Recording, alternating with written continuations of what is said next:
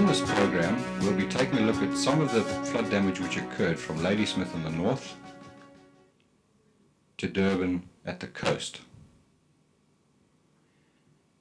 We will then trace the damage down the south coast and adjacent interior,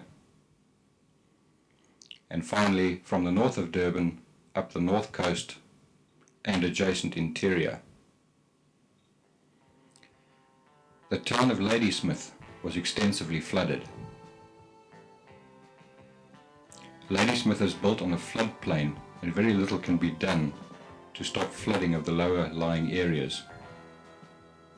A cut-off berm wall was constructed along the river bank, but this to date has done little to stop flooding.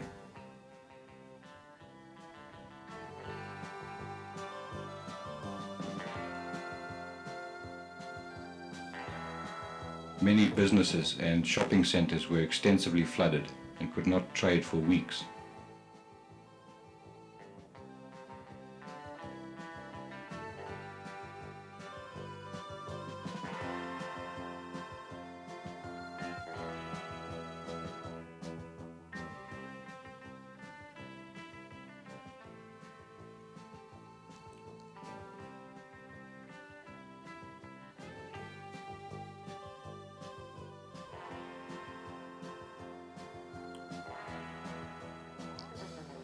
This cyclist was determined to travel by bicycle.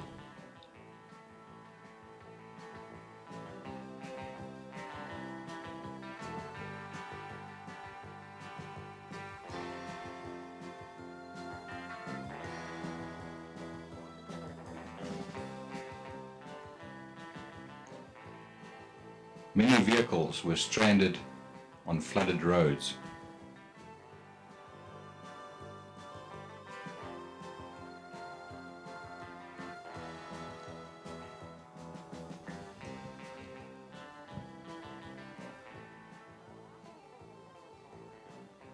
And many residents in the lower lying areas had to vacate their houses. Mackenzie is hill just north of Tweedy, where this slip occurred.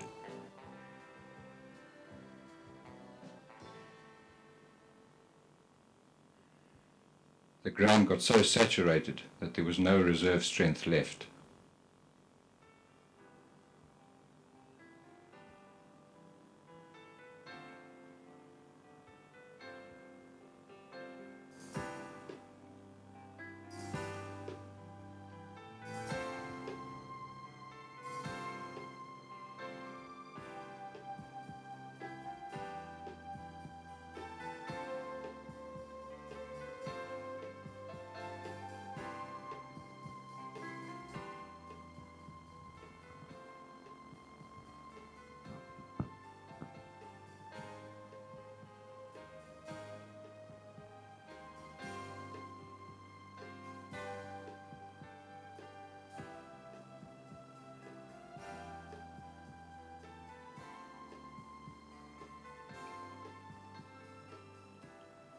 At the height of the floods, water overtopped Midmar Dam wall by 2.75 meters.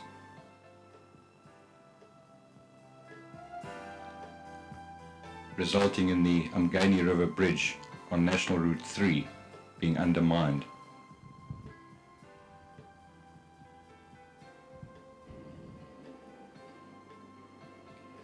Shot rock was brought in to curb further scouring.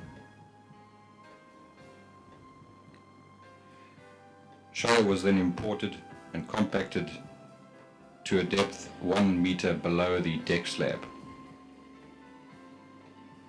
The void was then boxed in with shale and geofabric before holes were drilled through the deck slab and filled with a 1-to-1 mixture of cement water grout.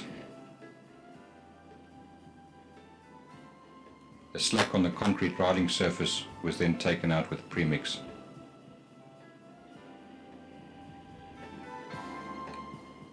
As a result of the damage on the N3, heavy vehicles queued for 4 kilometers at one stage at the Howick off-ramp.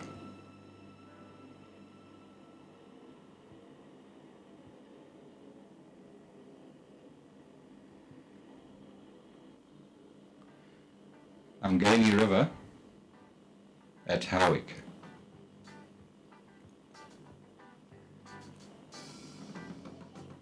One townhouse development on the Riverbanks had to be evacuated during the floods.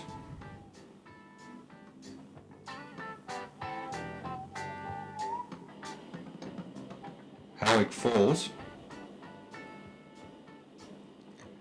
where a bus from a local bus company actually washed over the falls during the height of the flooding.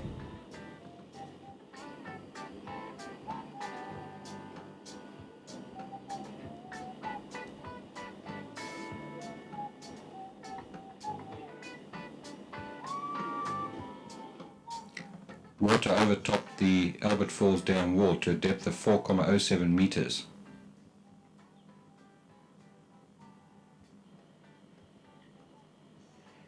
The Umgeni River Bridge on Main Road 65,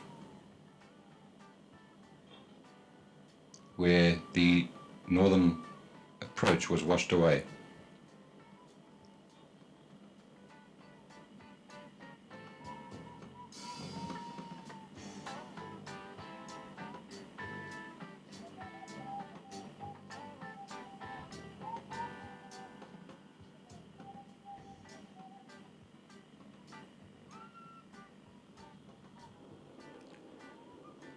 Morton's Drift Causeway on Main Road 9 over the Umgeni River. Here the water has taken a completely new alignment on the north and southern side of the existing causeway.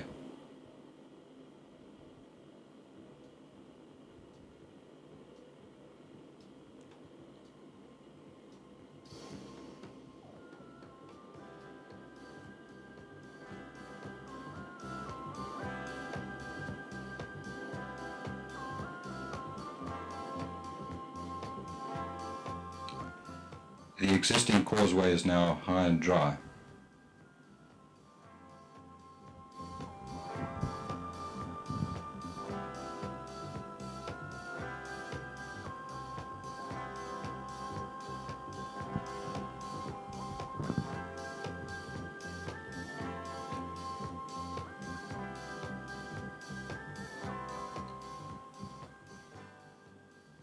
On the northern side, tons of salt and debris were washed downstream.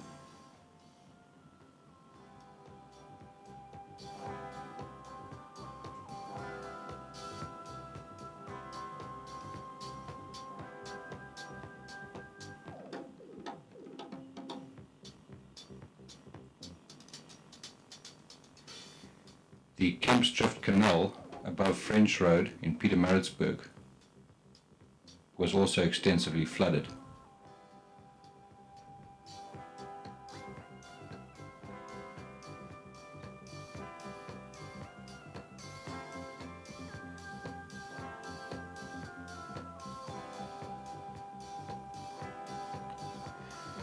The flooding occurred so swiftly that this earth-moving equipment was submerged within a matter of hours.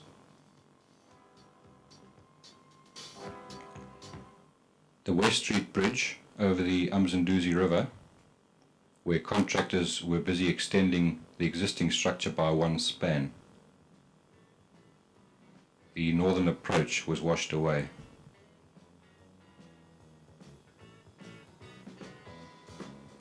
The pedestrian bridge alongside the West Street Bridge was also washed away.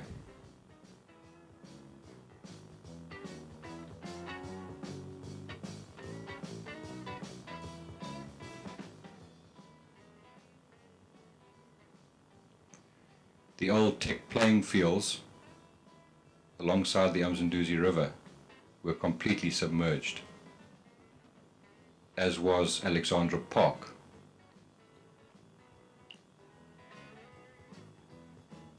Commercial Road Bridge over the Msunduzi River.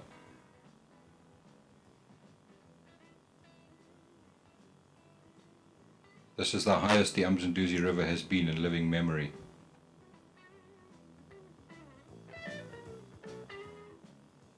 Three days later, the Scour on the river bank is clearly visible.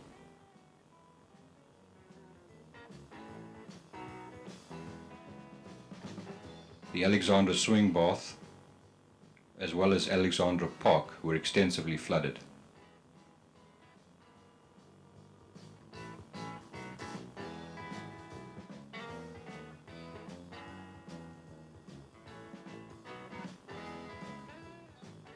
As were the Woodburn rugby fields.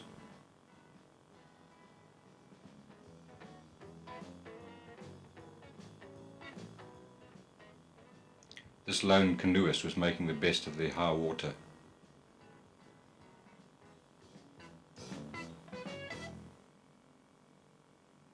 The cycle track in Alexandra Park was last flooded in 1947, and since that date it's been known as the Duck Pond.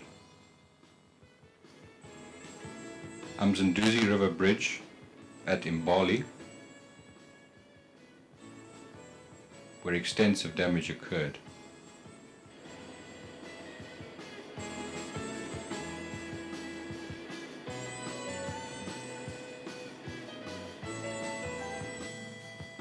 The scour which occurred is clearly visible.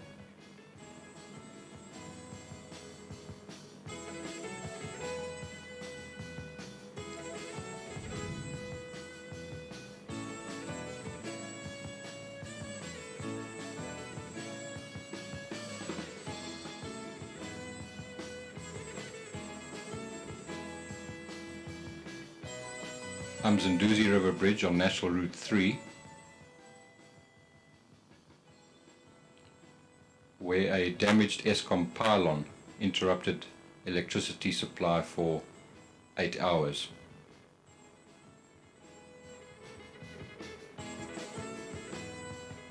The damage to the pylon was caused by the buildup of debris against it.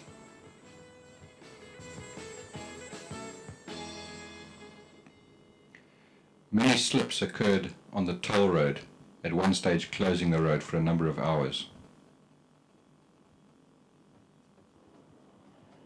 Slips were still occurring sometime after the floods because of the ground being so saturated.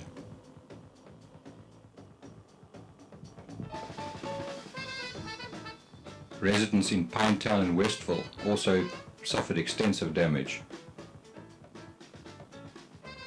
This landslide occurred in Brent Road in Pinetown.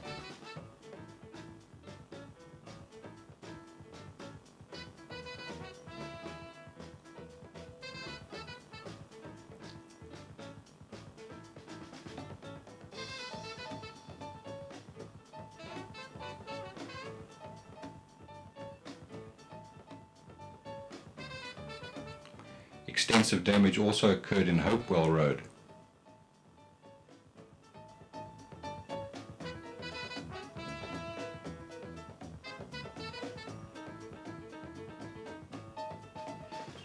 Damage also occurred in the Wood Road area, with this house being completely washed away, and the swimming pool will not be used for some weeks.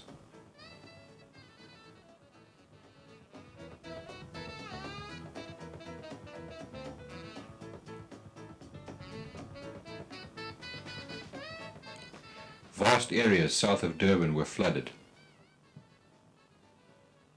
with the Umlaas Canal bursting its banks and flooding Mere Went and Mere Bank.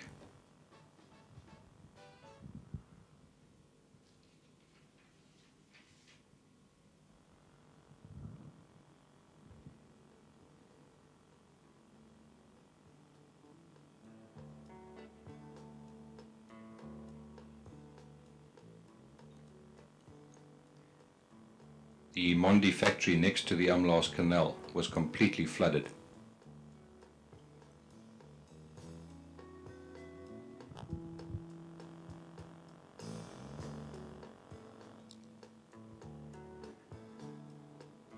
Illovo River Bridge on the old South Coast Road, where 3 spans were washed away.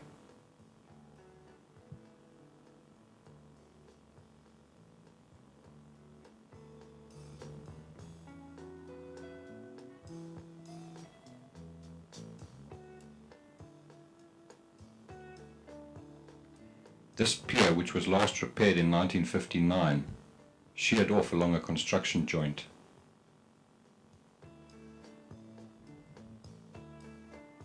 A new temporary structure is proposed.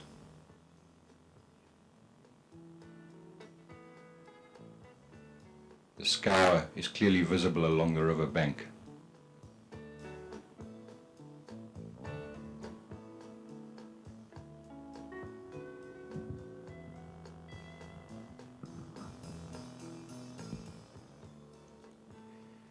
The Umgeni River Bridge on the Old South Coast Road, where the northern approach was washed away.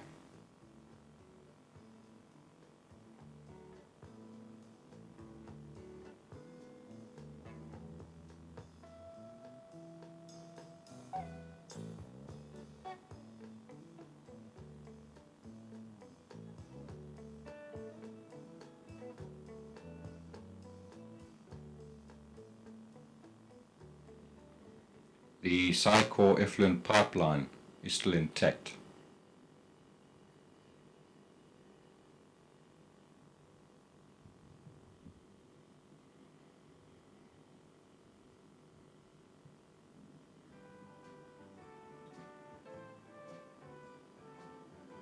Vast amounts of debris have washed up along the beaches.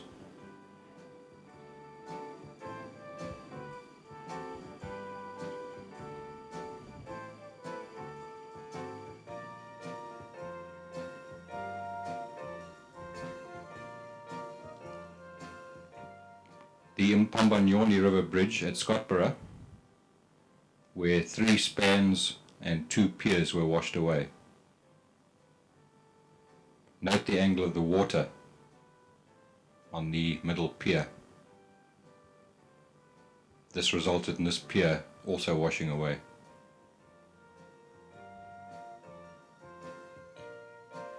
The intention is to replace the missing spans with 3 longer spans.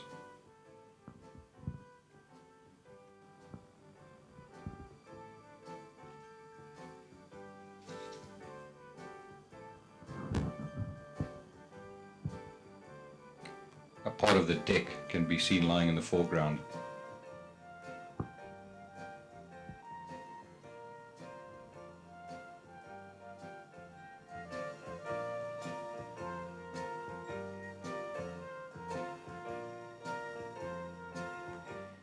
Centrecow Bridge on District Road 65, where the timber deck and 2 piers were washed away. This bridge had a 1-ton restriction and is to be replaced by a Callender Hamilton prefabricated steel structure of 53 meters in length.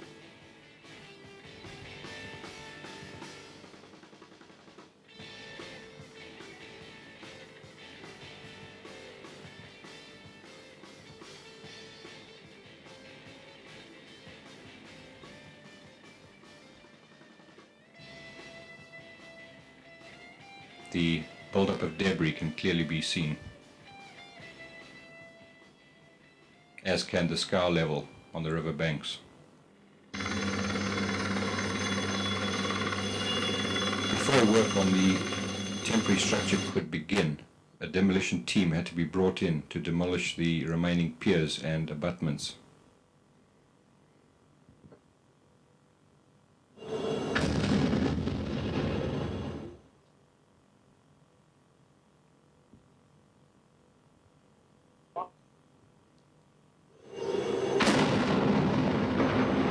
In time, the temporary structure will be replaced with a new low-level structure. The partially completed Midmar Dam suffered no appreciable damage. Water flowed through a gap of approximately 50 meters at a rate of 5,700 cubic meters per second.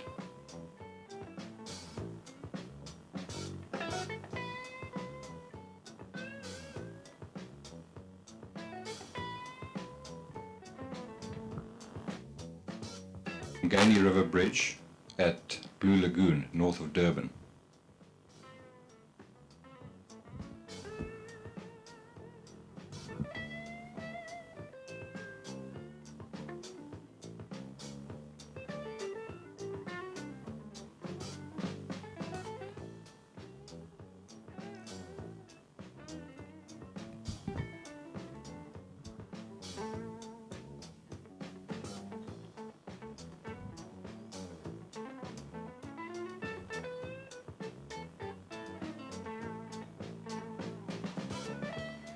The Umgeni River undermined long sections of Riverside Road on the northern bank.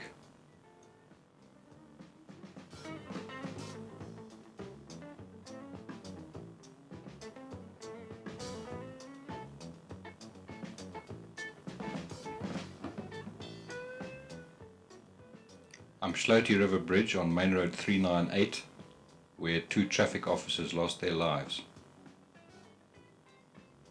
1 pier and 2 spans were washed away, as well as the northern approach.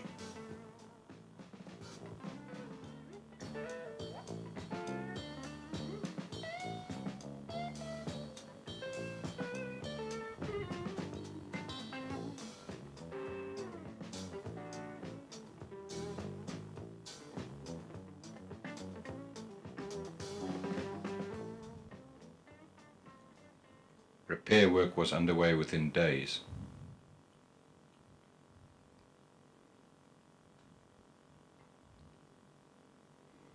A major slip occurred on Main Road 25, Section 3, near Fawn Lees. This slip, with a scour depth of approximately 30 meters, occurred along a fault line, which is clearly visible here.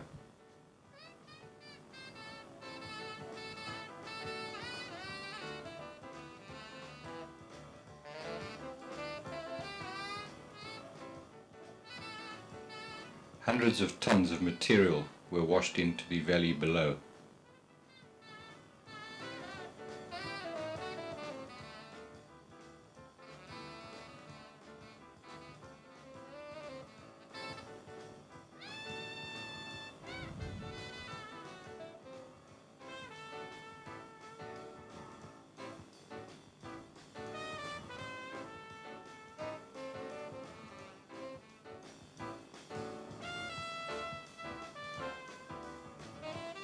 The entire area was still saturated some 4 weeks later.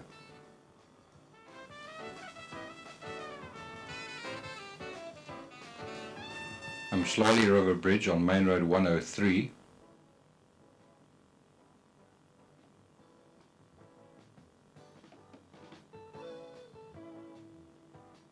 where a 4-span box culvert sunk down 2.5 meters into the river bed.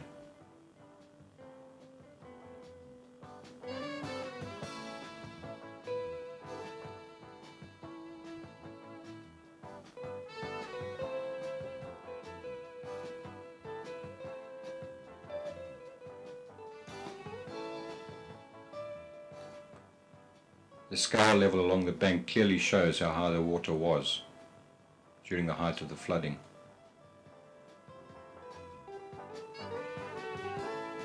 The Umgeni River Valley suffered the worst flooding ever.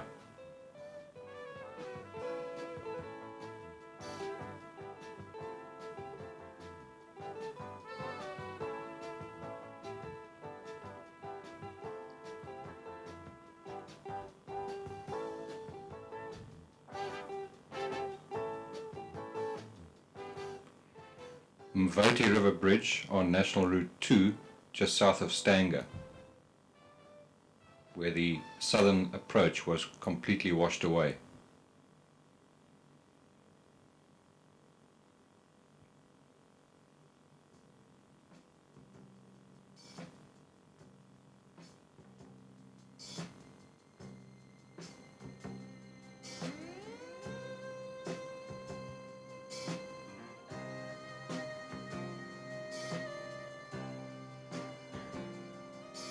Some days after the flood, a vehicle ignored the barricade and ramped off the southern approach, landing in the gap in between. 1 occupant was killed on impact, while 2 others sustained serious injury. The rivers along the entire coast polluted the sea as far as the eye could see and washed up tons of debris along the entire coast. District Road 761 in the Darnell area, where extensive washaways occurred.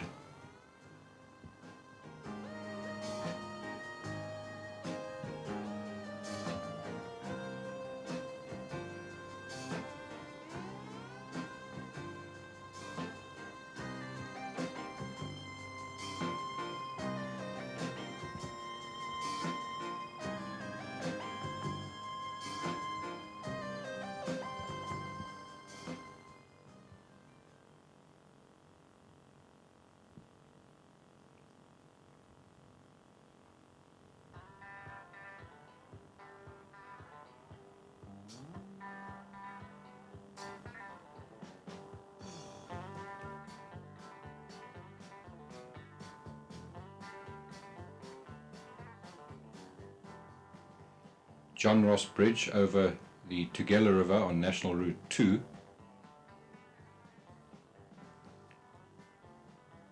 This 410-meter bridge collapsed as a result of one caisson collapsing. It is suspected that vehicles were on the bridge when it collapsed, although no trace has been found of the vehicle since the floods.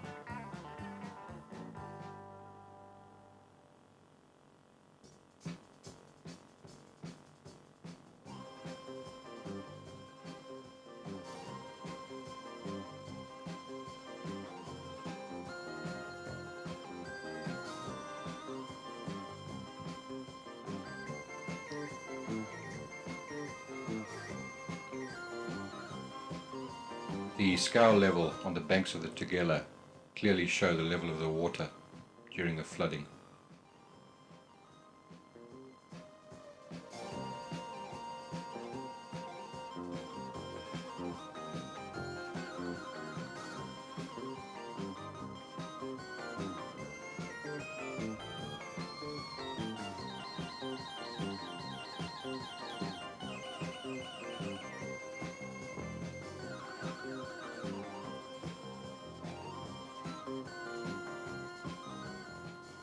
Damage on Main Road 111, which runs adjacent to the Tugela River, suffered extensive damage, with approximately 2 kilometers of road being washed away completely.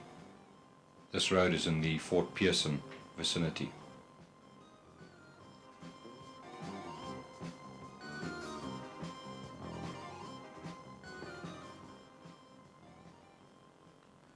District Road 272 near the Tugela mouth also suffered extensive damage, with approximately 3 kilometers being completely washed away.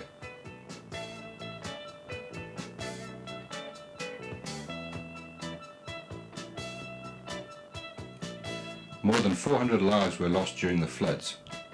Total damage is estimated to be in excess of 400 million rand, of which just under 100 million is needed to repair or replace damaged roads and bridges in the province, in this the worst natural disaster ever recorded in South Africa's history.